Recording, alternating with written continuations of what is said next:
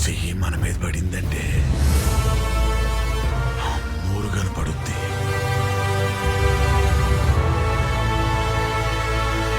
ఇప్పటికి చాలా మందికి కనిపించింది, తర్వాత మీకే.